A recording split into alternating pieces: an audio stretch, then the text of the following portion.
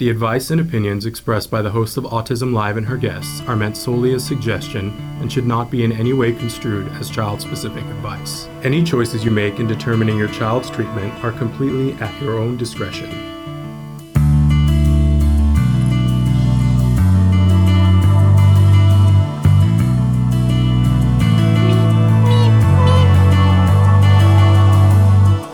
Good morning and welcome to Autism Live. I'm Shannon Penrod and I'm so excited to be here with you today for so many reasons. I haven't had an opportunity to be with you live for a week now because we had pre-recorded some shows that I thought were some of the best shows that we've ever done, you guys. If you did not watch last week, the two shows that we did air, and I apologize that we didn't do a live Dr. Doreen last week, but we had pre-taped the Lisa Gomez interview, which is about EBSA,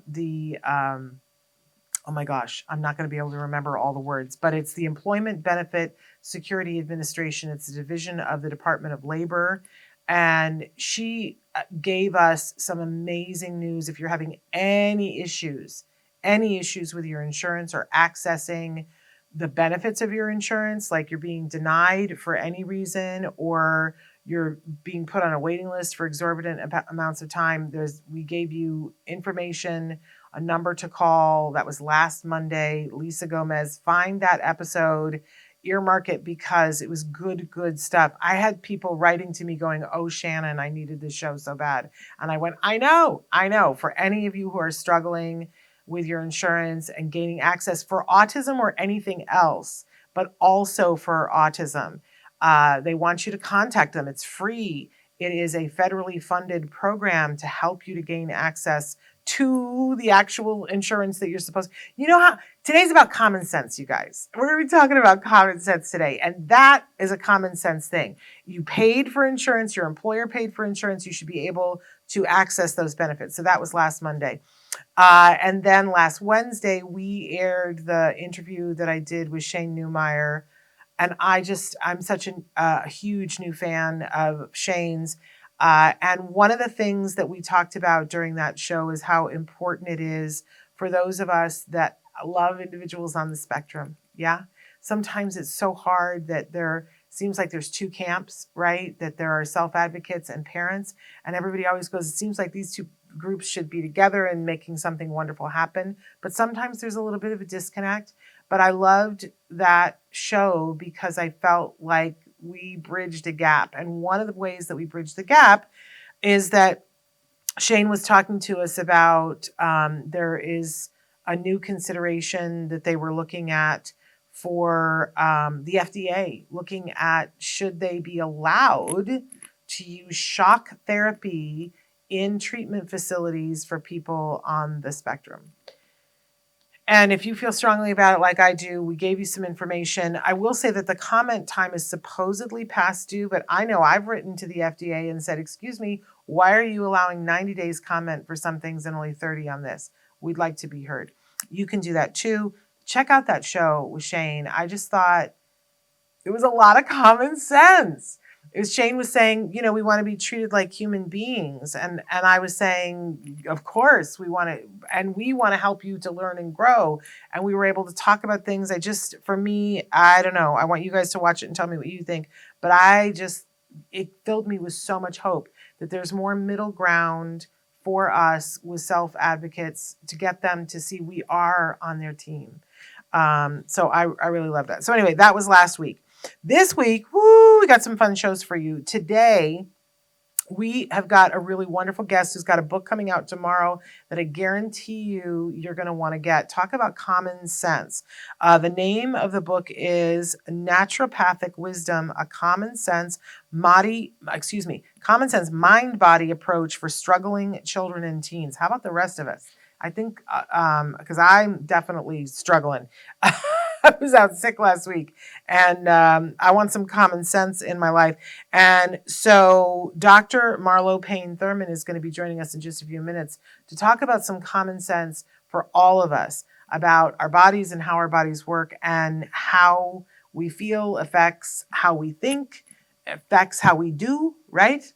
Common sense. Where has this been for the longest time? So we're going to be talking about her new book and some very common sense ways that we can be helping our young kids, teens, and adults on the autism spectrum to feel better, so that we can be working on, physical health and mental health side by side. Hello.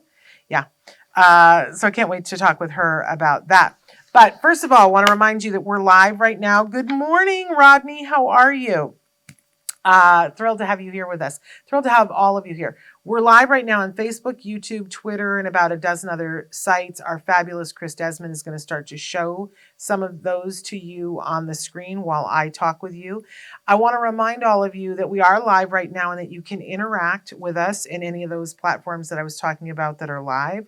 We do love it when you guys write in questions and thoughts and concerns for myself or for anybody we've ever had on the show or my guests. Would love to have conversation with all of you. Don't forget that the show is live right now, but then it podcasts. It's available wherever you get your podcasts.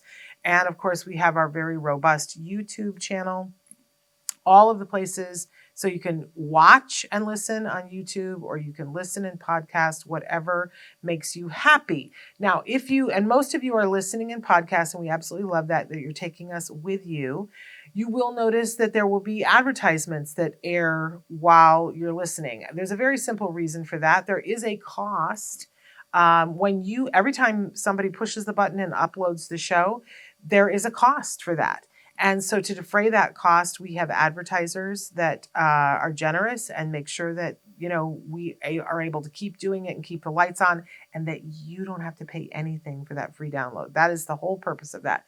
Now, some of you have said, but Shannon, I do this when I'm on the treadmill, and I would, it's hard because then I'm in the middle of your guest is in the middle of a thought, and then an advertisement comes and it kind of throws me off my gate. Whatever the reason, if some of you have said, I would rather pay a little bit for the cost of the download than have to have the advertisement. If that's you, we have something for you. It's at glow.fm/autism-live. If you go there for $5 a month, you get not only Autism Live, but everything that the Autism Network puts out. That includes Ask Dr. Doreen, and you get that ad-free for $5 a month. It's actually even cheaper if you do it for more than a month at a time. But that is up to you, should you choose to do that. Otherwise, enjoy the free download. And every time the advertisements come, I know sometimes I listen to our podcast and other podcasts in the car. And because I understand that that's what's happening when the advertisement comes on. And let's say it's an advertisement for, shoes. I go, thank you, shoe company, for paying for it so I didn't have to. Just a little gratitude moment. But if that's not something you want to do, go to glow.fm. We got you. Okay?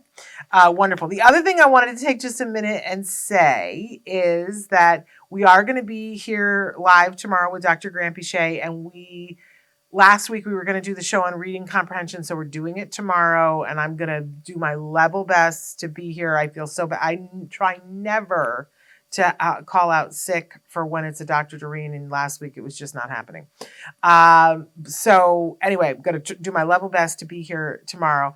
Also want to let you know that on Wednesday, my son is turning 21. I know. How does this happen? Life just continues moving on. I cannot believe it.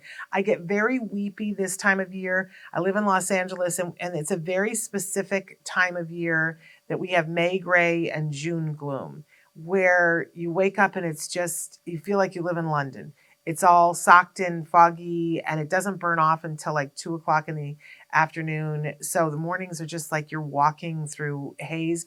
And it only lasts for a couple of weeks, and it's always this time of year, right when I was giving birth and then bringing home this brand new baby. And it's also cool. Like it's a ridiculously cool time of year, and then all of a sudden it'll get hotter than the surface of the sun. But anyway, so it always, I can feel it coming when the May gray sets in. I'm like, oh, about to be Jem's birthday. But he's going to be 21. I can't hardly believe it. I'm so grateful for everything. I'm grateful for my son. I'm grateful for the journey that we have been on. I'm grateful to have been on a large portion of it with many of you. I am grateful. I remember holding that baby and going, oh my gosh, that when because he's my only baby, but if it's your first baby, you have that moment where you go, I have to keep this life alive. This is a little light, and I have to surround it and feed it and nurture it so that it grows. But it feels like pressure too. It's like, ooh, and if I don't do it, what happens, right? And I remember thinking when he was about 4 days old, giving him his first bath, I was like, oh man, this is a huge commitment. Like, I'm in this for the next 21 years. like I can't make plans. I got to be in this for the next. And of course, it's funny to me now that I was like, oh, like I'm suddenly going to, go at 21 and that I have nothing to do with his life anymore. Not at all. And as if, there are things that he can do for himself now. It's not like I've had to be in it every single minute.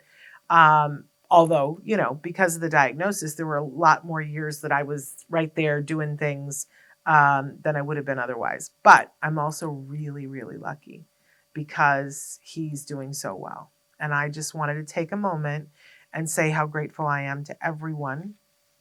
How grateful I am to Dr. Grampiche, how grateful I am to CARD, because we have all the days that we have now. And I'm very excited that he's going to be 21. It's a new phase for me, too. I was looking at all these T-shirts that people have these T-shirts that say 21 years ago, I gave birth. Where's my drink? I don't drink, but otherwise I would have the T-shirt.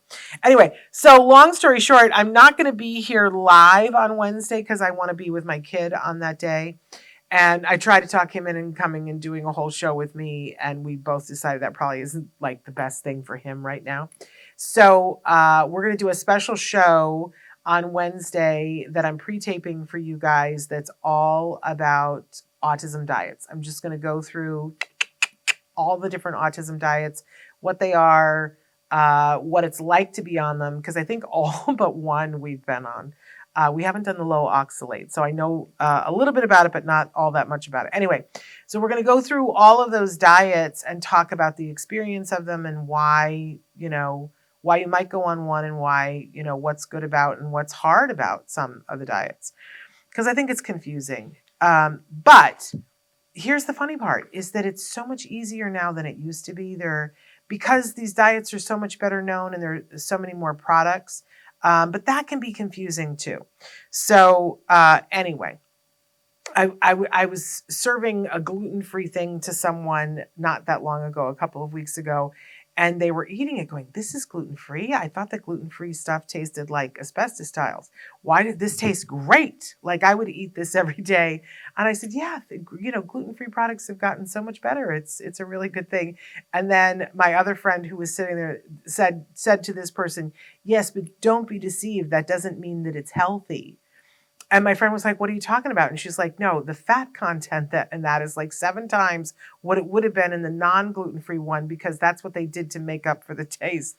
And everybody started like, they were eating and they were like putting it down going, what? It's, yeah, just because it's gluten-free doesn't mean that it's healthy.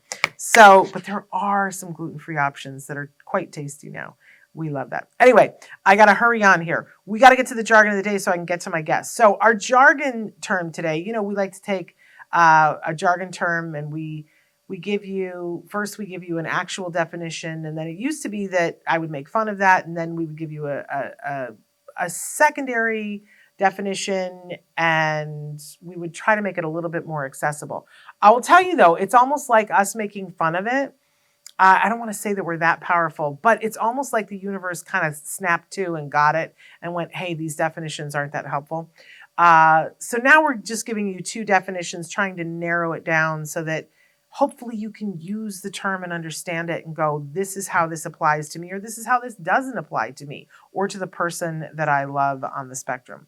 Because we're all about that. Okay, so I don't think we've ever done this term before, and I wanted to, especially because our guest today, but the term is 2E, and I think that there are some misunderstandings about this. So let's take a look at what our first definition is, and this is straight from Wikipedia for us.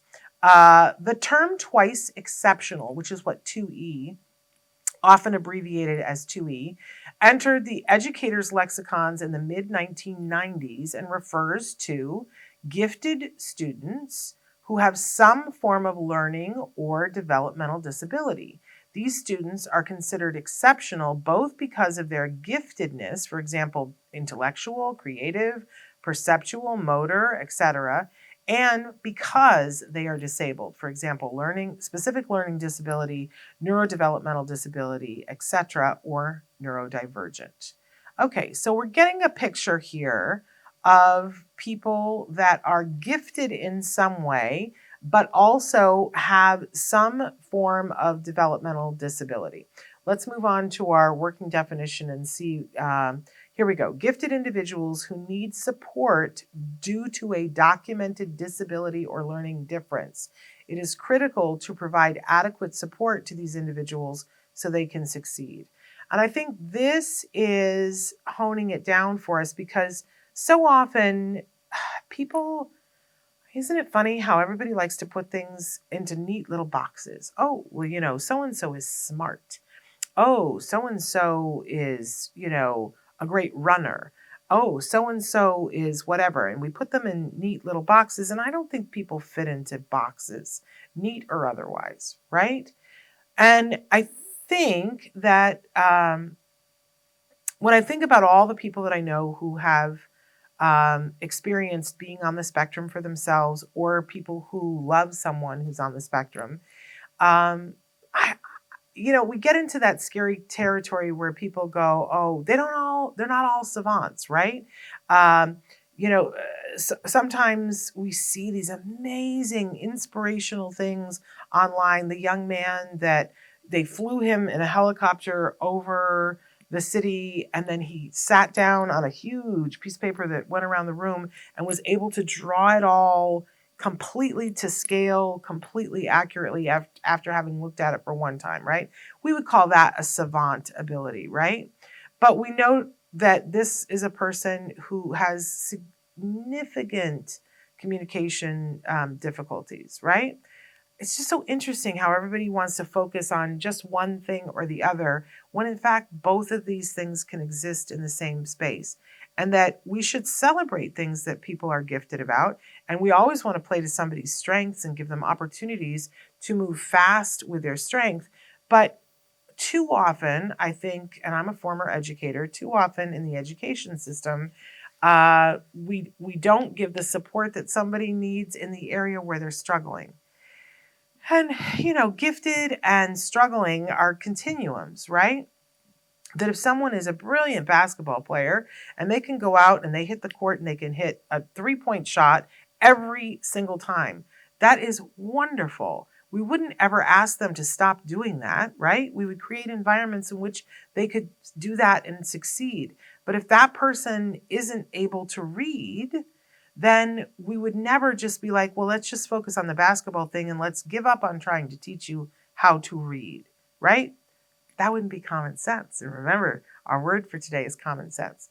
So I bring up 2E today because I think it's important, as we go through this summer, we're going to be talking about a lot of different things that we can be doing during the summer to set up our kids for success. So I always want to be saying to parents, and it might, your child may not qualify for 2E because their giftedness isn't so great that they pass the test. I don't know what that is. But all of our children have talents in some area. All of them.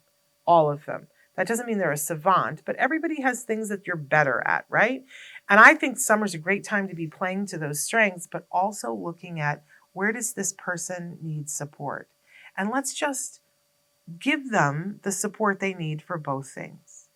We don't have to debate it. We don't have to worry about it. We can do both. Summer's a great time to do that. And by the way, when we do that, then you go back to school in the fall and you ask them to reevaluate. And sometimes our kids will qualify for services that they couldn't qualify before, or maybe they qualify to be able to take a class that they couldn't before.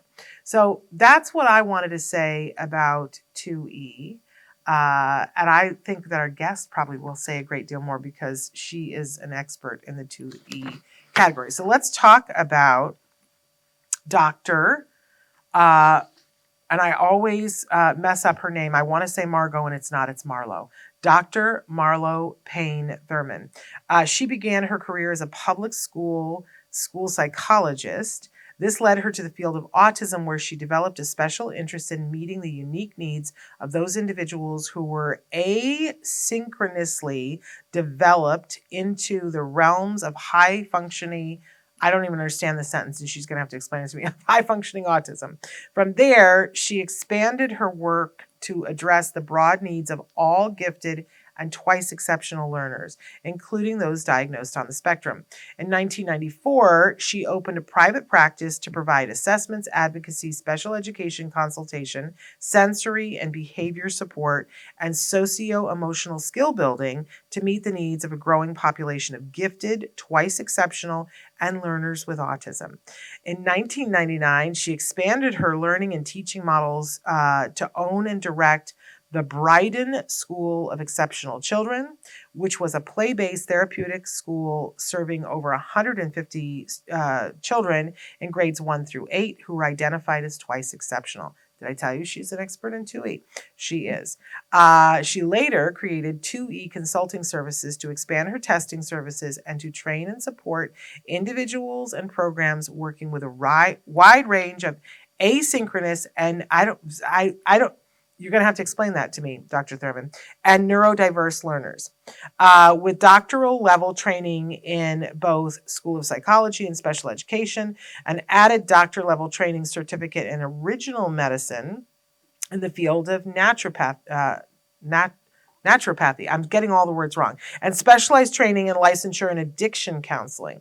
Dr. Thurman has worked with over 3,500 clients across her 30-year career history. She has been recognized for her work by People Magazine, The Special Educator, Attitude Magazine, The New York Times, and National Public Radio. She's published several studies, written 5 articles for Psychology Today, and won awards for her first book, Autism is the Future. Her second book, Naturopathic Wisdom, a common sense mind-body approach for struggling children and teens, is being released tomorrow. So you can pre-order today. In addition to her clinical work, Marlo is currently the president and board chairman for the U.S. Autism Association. And I'm not worthy. Let's say that. So let's get her in here because I want to know, when we talk about asynchronous learning, is it what I think we're talking about, or is it something else first? Because when I don't understand yes, and by the way, when you think about, let's go back to the 2E definition, because I was watching for a few minutes. Yes, so I want to hear what you think about. We all understand that bell curve, right? So that little bell curve. So when we think about asynchrony is the spread across that bell curve. And for a kid who has intellectual giftedness, for example, their IQ might be in the top tail of the distribution with any kind of disability across there. What we find is that 2E kids are this asynchronous, autistic kids are this asynchronous. So autism is the greatest degree of difference between highs and lows. And we just see that that's almost a characteristic of autism, is to have that really big asynchrony. Fascinating. Absolutely fascinating. And I say I'm not worthy. I mean, you are doing so much in so many different ways. And I'm sorry that we haven't had you on the show before, but I'm thrilled that we have you on now. I don't even know where to begin, but I don't know if you listened to the beginning. I said common sense is going to be our thing for today, because you've got this book coming out tomorrow that is, as far as I can see, it is like the common sense manual. Because what on earth has happened that all of a sudden, I can remember many years ago we were talking about mind body, but it feels like that all got washed away. Talk to us a little bit about where we are in space and time, and why are people not talking about how you feel equates to what your experience of life is and what your mental health is about? Well, let me go back just a tiny bit. Sure. It there's a reason I have 3 doctoral level degrees, and it's not because I'm a super genius and love school. I originally trained in school psychology, and did private practice work as a school psychologist. Then really just saw that so much of our time that kids spend is in schools, right? So went back and got the PhD in special education. And that's when I did the research that was the basis for the Autism is the Future book. But But then really through the course of things, it's like, okay, so I'm seeing all these educational challenges, but I'm also seeing really sick kids who aren't healthy, kids who aren't physically strong, kids who have allergies, kids who have multiple autoimmune issues. We know that across the autism spectrum, we have gut function issues. We have, these kids are more susceptible. It's the stress response is making kids sick. And so really wanted to go back and formally study that from the standpoint of really original medicine or naturopathic medicine, and really to be able to kind of inform my practice and working with clients, because, so if I can do the school piece and I can do the health and wellness piece, then all of a sudden we have healthier kids. And I think, when we look at our autism numbers, we see certainly some of that is we're doing a much, much better job of recognizing autism, but we are also seeing an explosion of kids on the spectrum.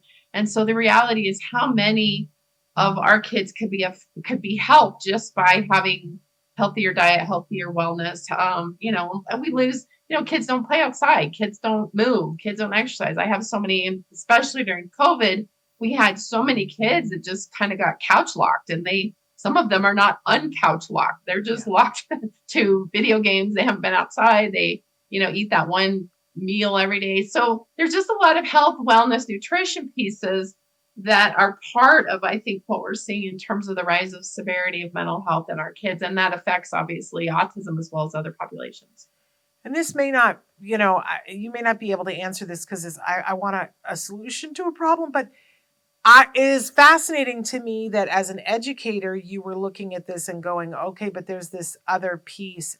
I'm wondering if you got any pushback from it, because 21 years ago, I was working as a school teacher in a public school here in Pasadena, and I was doing my first round. I had taught college before 9/11, and then I'd gone into the schools to teach junior high and high school, and I was at my first parent-teacher conference as a teacher. And I'm sitting there with a mom, and I needed to have a translator because I didn't speak the language that mom spoke. And mom, I was talking to her about her daughter and what I was seeing in class. And the mom looked at me with these big eyes, and I understood through the translator. She asked, "What else can I be doing?" And my response was, I watch your daughter eat lunch every day, and she is eating flaming hot Cheetos and a Diet Coke for lunch. And every day. And then she comes into class and puts her head on the desk in my classroom, and she is not ready to work because that is what she has had for lunch. And I was told by the translator, I'm not going to translate that. You've overstepped. That is not educational. That is not. And she reported me to the principal, and I had a sit down where I was told that is way over. You cannot talk about basic nutrition with this 8th grade student's mother. And I was appalled. So when when you looked at this and said, hey, there's a bit of a disconnect here, did you get pushback from people, or did it help that you were running your own school? It helped that's why I ran my own school, because I could control the shots, right? In other words, I could control the admission criteria. I could control just a lot more variables. And by the way, I did that originally with the idea that I just needed to really modify the way we do education. So there's a whole other conversation here that we're not going to have today, probably, just about what I believe really needs to happen to reshape educational programs for neurodivergent kids. Yeah. And so we'll do that another time. But part of that piece is really understanding that neurodivergent kids are more susceptible to having health issues because it's stressful. Being neurodivergent, being the kid who doesn't fit that normal middle of the road box, it's more stress on the system. So the more stress on the system causes these kids to be less sustainable. And as a result of that, this population, more than other populations, really needs to have a better mind, body, health, wellness profile, because they're the kids that are going to have those real challenges, if not in young adulthood, if not a teenager, then young adulthood. If not in young adulthood, these are the 35-year-olds that have 5 autoimmune conditions that nobody knows where they came from. And in the book, you give us some real information and real strategies for getting to wellness. Mm-hmm. Right. And I think I think in the current field, when parents, what I'm seeing is parents their child gets diagnosed and they feel bombarded by so much stuff about treatment, and it doesn't feel like to me that this is part of the conversation. What do you want to say to parents about the idea of leaving basic wellness out as they're starting other treatments? Talk to us. Well, I think we all have, I mean, it's almost like triage, right? We have to figure out where we're going to put our energy. We have limited energy. We have limited resources. We have limited time. We have limited money to serve our kids. And so often we have our kids in these different therapies. By the time they do their education and they do their therapies and they do this and they do that, then there's not much time left for what is sometimes the very best treatment on the planet, which is, I believe, getting out in nature, letting kids experience and explore. When you think about even sensory processing disorder, which most individuals on the autism have some kind of unusual ways of processing sensory information, the natural world is a really, really healthy, safe place to explore the world. And I just see that so many times these kids are maybe they're in an OT gym doing all this kind of, contrived sensory activity, when going out and playing, in the stream that's running through, the neighborhood park, and, digging up rocks and playing in the mud and all those kinds of things, just are really common sense. And so it's this idea that we've kind of moved away from taking kids out of nature and put them in therapy, when maybe that's one of the things that really shifted is, 25, 30 years ago, a child with autism had a lot more opportunities to be outside. They had a lot more opportunities to explore their natural world. And that's a pretty therapeutic approach in and of itself, to be just in the natural world. Yeah, I mentioned at the start of the show, my son's turning 21. So I'm a big fan of ABA, and I don't know how you feel about that, but when we were doing ABA, it wasn't paid for by insurance. It was paid by the great state of California. And we were outside playing with rocks and doing things and doing the ABA lesson out there. And it was experiential. And we, went to the park and, made mud pies and did all of that stuff. And I'm really disheartened that my generation fought so hard to get insurance funding for ABA.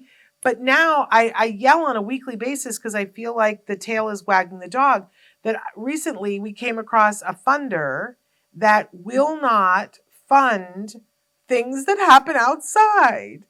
They only want stuff to happen in the center because of their minute understanding of what it is that's happening.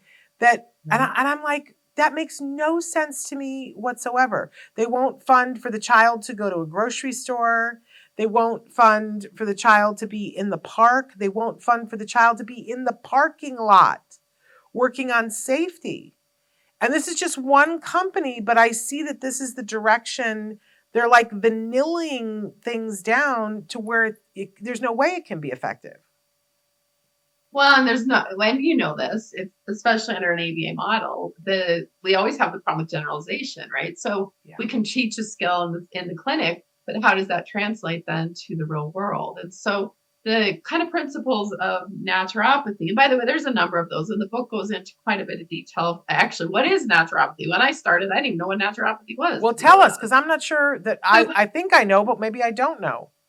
Let me do that. So we think about what is naturopathy. Naturopathy is, it takes the premise that, that the air we breathe, the water that we drink, the quality of the food that we eat, all of those things. So there's a wellness component that just is, kind of the natural world. So it's moving, it's safe, sensible sunshine, it's breath response and breathing fresh, clean air, it's proper sleep.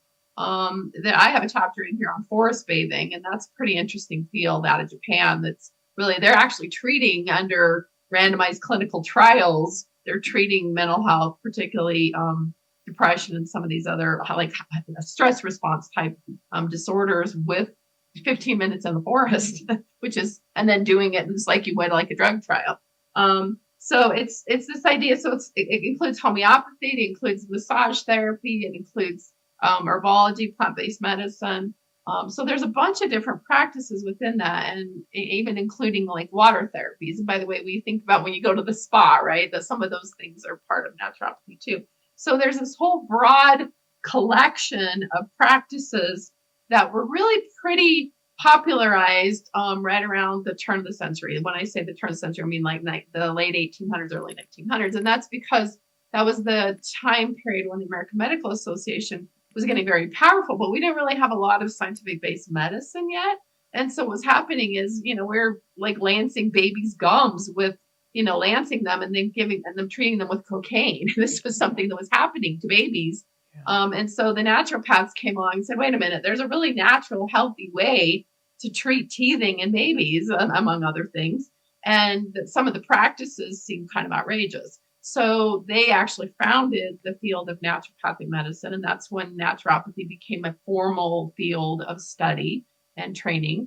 And then, like I say, it's kind of had its rise and fall, and and so it's kind of at odds at different periods in history with the American Medical Association and some of the clinical and mental health and some of the clinical psychology and the APA and stuff. But the idea is that in the book is that we can do both. Like you don't have to throw away good common sense, kind of healthy ways to raise kids to do these clinical things that you're maybe your pediatrician or your ABA therapist or different people are saying that there's the way that we can live together and work together in this more kind of clean, sterile, therapeutic model at the same time that we're making sure our kids have these opportunities to be, outside and in nature and move and, have fresh air and sunshine and healthy, nutritious food and all of those kinds of things, as well as some massage therapy. And then, of course, there's a whole field in aromatherapy and plant-based medicine that I think is pretty interesting. That was my minor in the program. And I think there's a lot of, we think about modern medicine, almost all of our modern medicine is derived from some plant-based source. And sometimes we're starting to now understand that maybe the plant-based source was more complete than the extracted portion that we put in the prescription drug. And so really kind of coming back and maybe looking at some of those herbal treatments for our kids. I'm sure you get this a lot, that I can hear all the naysayers, right? Like, especially when you bring up aromatherapy, that, people go, oh, I'm going to smell a cucumber and then I'm going to feel better. And they poo-poo things. And yet, you can have a deeper conversation with that person and say, do you ever just take an afternoon off and go do something and go sit in a garden and spend time, and while they might poo-poo it, they will admit that, yes, and then I feel better as a result of having done that. Does it get exhausting for you, or do you just not participate in the naysayers? Well, it doesn't matter if you participate or don't participate, because we know that the phenols and the terpenol, the terpenes and the phenols and all these things that occur in these plants. In other words, the chemical structure plants. In fact, I think maybe it's underneath of oh yeah, I'm going to move my computer. One of my favorite books is The Chemistry of Essential Oils. And it's basically the premise that all these, it's not that it is hard science, actually. It's not just like it smells nice, that these chemicals actually enter our body through our mouth, through our nose, through our nasal cavity, and that they actually trip certain, if you think about the lock and key system in terms of our neurotransmitter systems, that there's a lot of things happening, and that we know that actually aromatherapy has some really powerful effects on the body. In fact, one of the primary treatments for traumatic brain injury all through Europe is frankincense, for example. And we know that that's actually more effective than some of the stimulant drugs that we're using in the United States to kind of re-energize an injured brain. So, and by the way, there's other, in other words, other countries don't consider this poo-poo science. They actually look at the hardcore science of the chemical structure of those things, whether you're taking them as an herb or whether you're taking them as an aromatherapy, and using those things to actually treat neurocognitive differences. That includes from anything from like severe brain trauma, attention deficit disorder, and there's some, of course, some research on autism. So that's why this science, this is why this guy in the Shinrin Yoroku guy, he's the forest bathing guy out of Japan, is so interesting, is because he's using Western medicine randomized clinical trials for the treatment of severe mental health disorders. By the way, he's treating other physical things too, like risk for heart attack and stuff like that. And they're getting really positive effects, and he's doing it in the same rigid clinical trial way that they were doing that for some of these other, prescription drugs. And so, like I say, in other words, we know there's something to be said about that. It's more than just it makes you feel good, or it's kind of like a placebo effect. There are actual chemicals that come into our body when we're exposed to nature that we're not getting if we're not in nature. And that maybe there's some natural healing properties to those things in nature that we otherwise don't get. And I love in the book, you include the research that supports the different things that you're talking about. Yeah, the book is heavily, heavily researched. There's 20 pages of references, clinical references. But I think sometimes people need to be motivated to do something different. So I wondered if you could tell us about just one or two examples of an individual that on the spectrum that after looking at things in this way and changing things and taking a common sense approach to wellness, both physically and mentally, helped the individual. Can you give us an example of somebody? And I'll give you one that's in the book. And I think it's one that's kind of important to me because especially in autism, because we know, and by the way, for those parents out there who have an autistic kid, this will ring true to you. But what we find is that so often when we have that autism diagnosis, then it's almost like the physical symptoms of wellness actually get put on the shelf. So a perfect example was this kid who was sent to me as a referral into my clinical practice for mental health support around fear of using the toilet, right?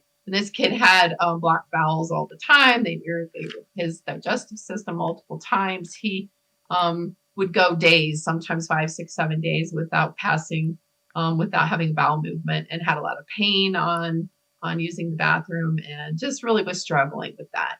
And rather than treat that physically, because this kid had an autism diagnosis, they put it into the mental health arena and really called it, the kid is just, weird about going to the bathroom. So the point being then this kid is not getting even proper normal medical care. And I use this example because can you imagine if you and I went to the physician and said, I'm so impacted that I have not been able to go to the bathroom for 10 days, and think about how terrible we would feel. Yeah. And have the doctor say, oh, well, you need to go to a psychologist to get your fear of poop taken care of, right? Yeah. Whereas we know that, gut function, digestive enzymes, prebiotics, probiotics, those kinds of things could really adjust that. So this kid, I actually did refer him to a integrative medicine doctors. And I really work with a lot of those because they're the doctors who have the naturopathic side as well as the kind of Western medical license.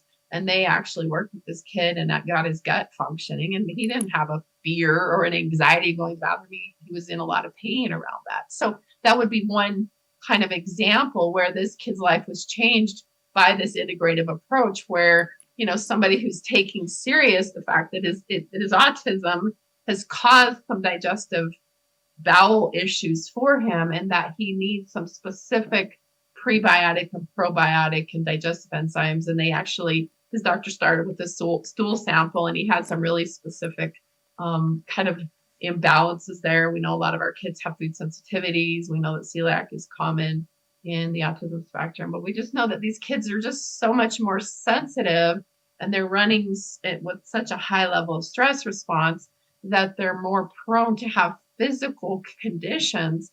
But we also know that our doctors are more prone to throw that under the autism umbrella and not take their physical conditions seriously. Absolutely. And you can read about that story and more in Dr. Thurman's new book, Naturopathic Wisdom, A Common Sense Mind-Body Approach for Struggling Children and Teens. It comes out officially tomorrow from Future Horizons, who I love.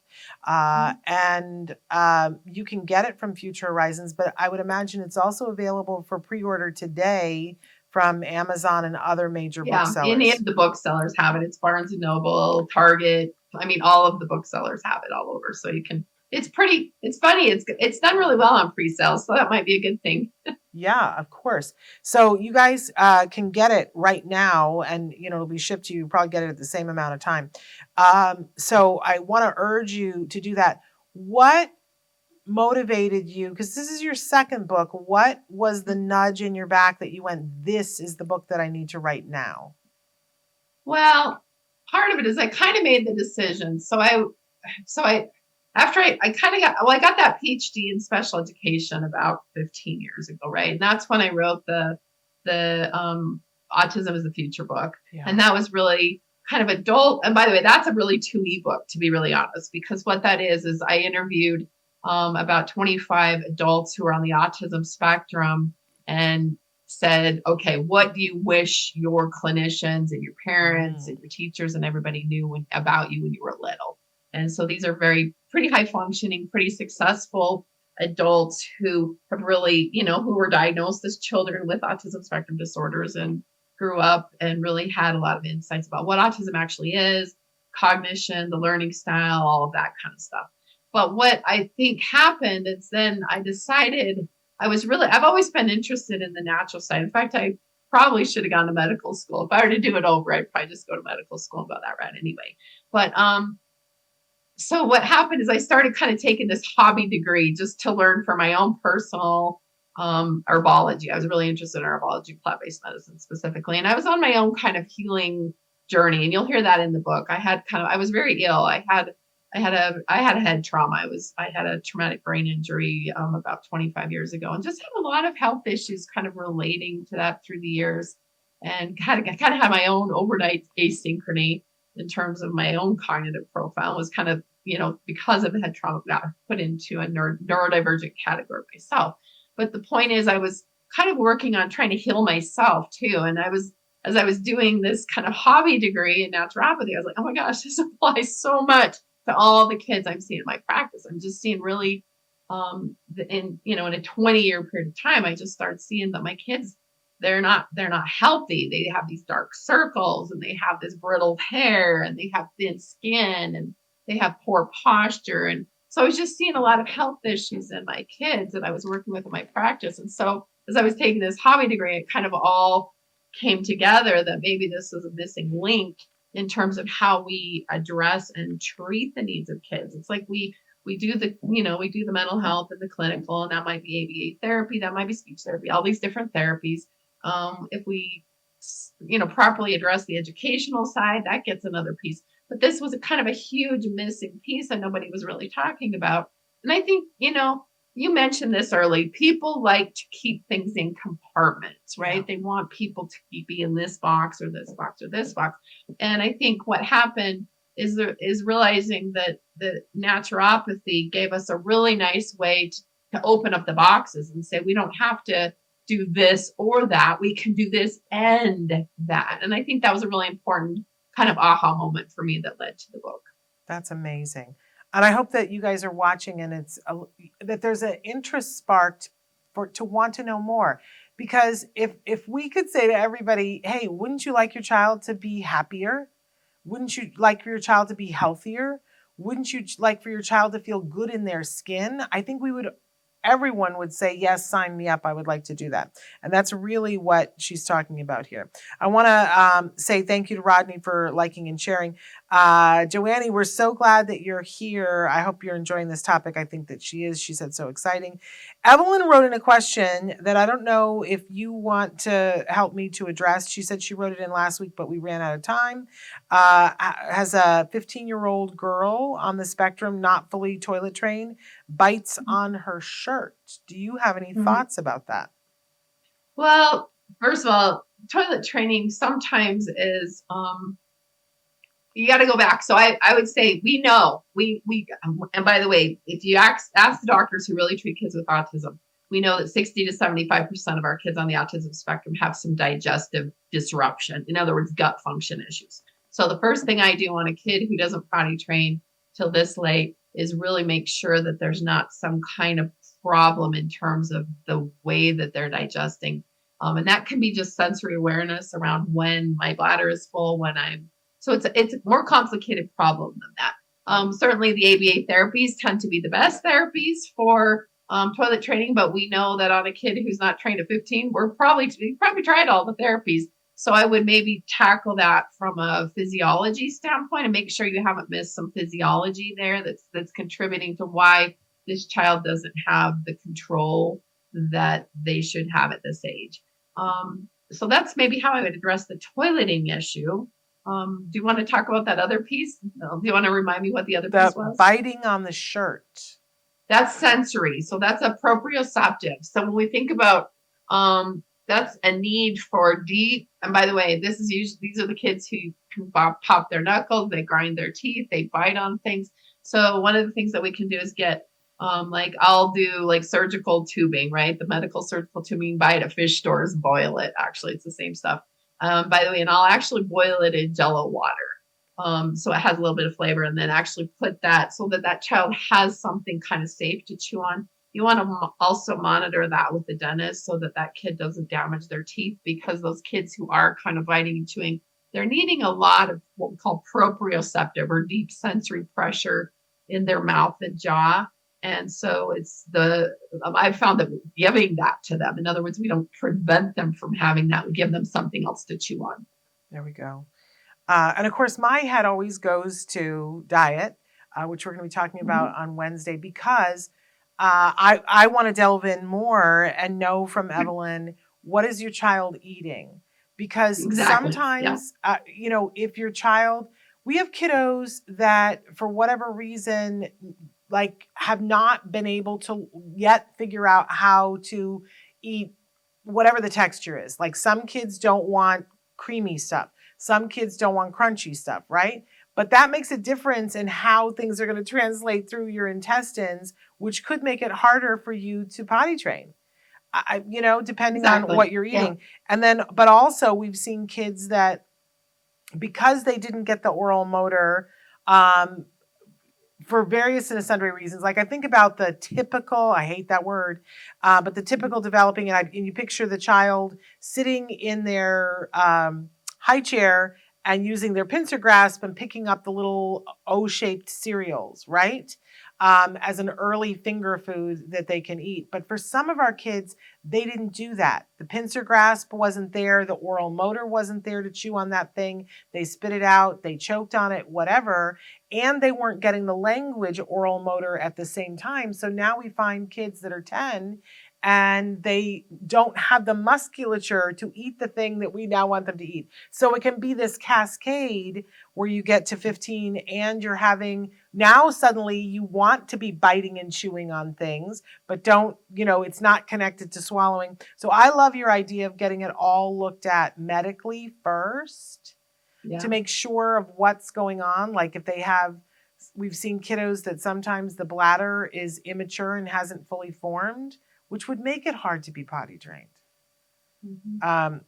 Or the sensory, that they can't sense when, that's a common one that, a lot of these kids, they can't tell when their bladder is full. They literally don't have the sensory, they're not in their body enough to know that. And by the way, a lot of times that can be from sensory overloads. Some of these kids have a really high pain reaction in their body. In other words, their digestive system is so painful that they actually have kind of tuned out their digestive system. So because it's otherwise, by tuning into it, it's painful. There's so many things to look at. So I want to go back to the book because we're running low on time. But absolutely amazing common sense, you guys. Things to help your child be able to lead their best life. And be the happiest self, which is really important. One of the things here it says, isn't it concerning that 1 in every 12 children take a medication that has a significant and often unknown impact on their development in cognitive and neurological maturation? Ooh, that's like an actual statistic, 1 in 12? Yeah, it's 1 in 12. And that's the number of kids are on a psychotropic right now in America is 1 in 12. Wow. So you're advocating for things that are, again, I'm going to use the phrase of the day, common sense, so that we get to that good sleep, we have good nutrition, We have happy kids that are outdoors getting some vitamin D on a safe basis. But absolutely amazing. Now, I've been saying naturopathic, but am I saying it wrong? No, you're saying it's naturopathy or naturopathic Okay, medicine. I can't make the thing back and forth. So it's available tomorrow. It's from Mhm. Future Horizons. We hope that you guys will pre-order. Now, I also want to take a second just to talk about all these other things that you are doing. If somebody is interested in 2E consultation, are you still doing that? Yeah, I still have. So yeah, 2econsultant.com or marlothurman.com is my website. And I do consulting. I do assessment consulting, advocacy, and counseling are kind of the four areas of my private practice. And then I also would encourage people to go to usautism.org. That's the nonprofit that I'm the president of. And we have a really massive video streaming library. So a lot of training videos there, probably about 200 hours worth of content. And that's really me doing kind of what Shannon's doing here, interviewing really experts from all over the world on the topics of autism. So there's kind of some nice content there, and that's actually set up on a kind of on-demand video library. And so there's resources there, and we do conferences and stuff too. So that's kind of an inexpensive way to get a lot of information.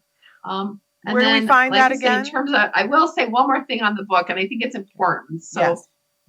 the book ends on a chapter that's titled "The Serious Mental Health Crisis." So there's times for naturopathic medicine, and there's times to take your kid to the doctor, right? And that's true both in the physical as well as the mental health. So I don't want to leave that stone unturned, because this book isn't saying do naturopathy instead of these other kind of research-based or scientific-based approaches. It's saying that you can do these things to complement what you're already doing, and to, take seriously the clinical and the mental health, and in other words, it's not throwing out scientific-based AMA or APA-based treatments. It's actually addressing them both.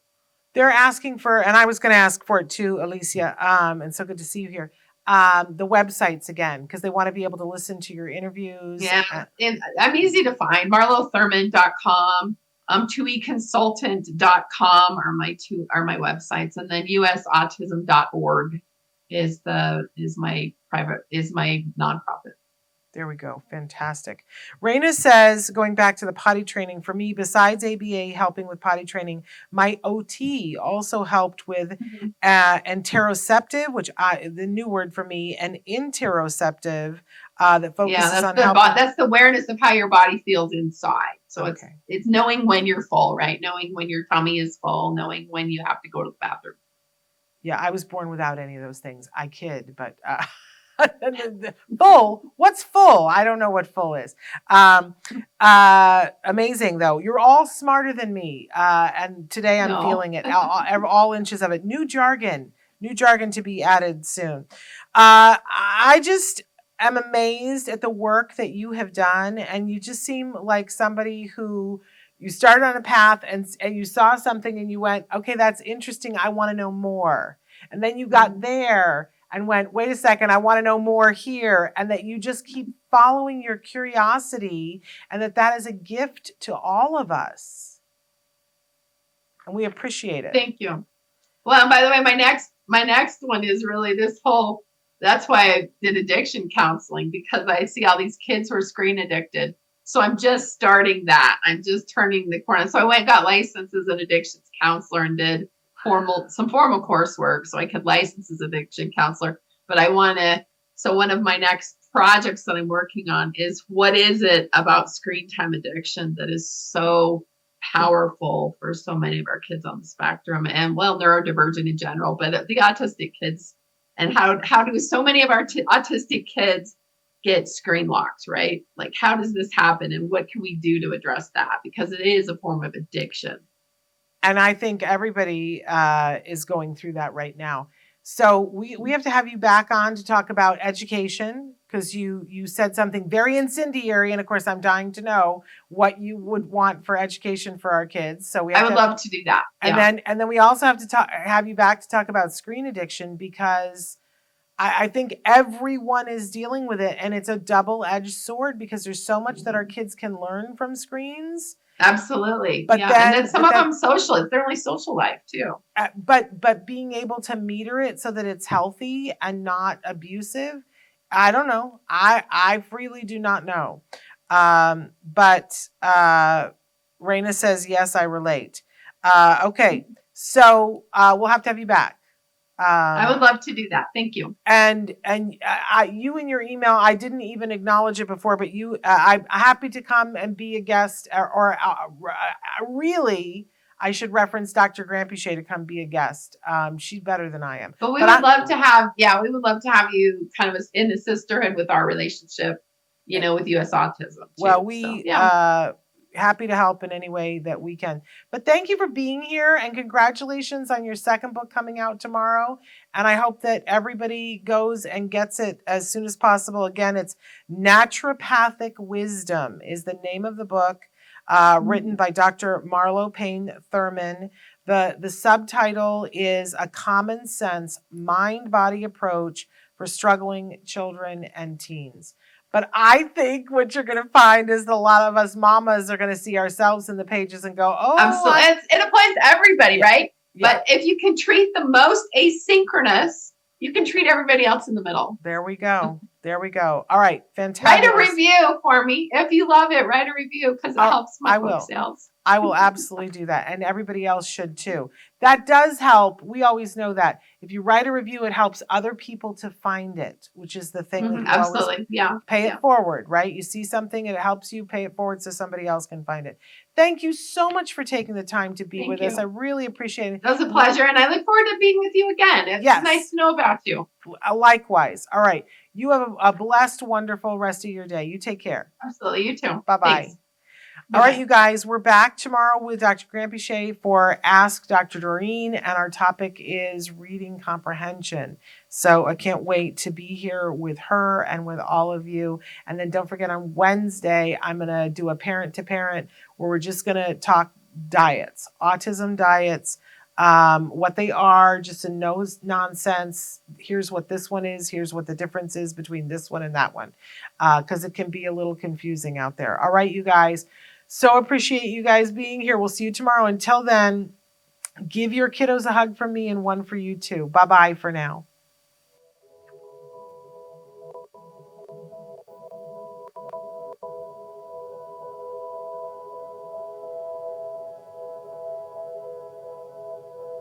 If you found anything helpful in this video, please give us a like. In fact, make sure that you smash that subscribe button on YouTube and give us a like on Facebook.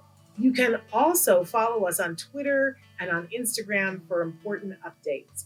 And please download our free podcast wherever you get your podcasts. Thank you so much. See you next time.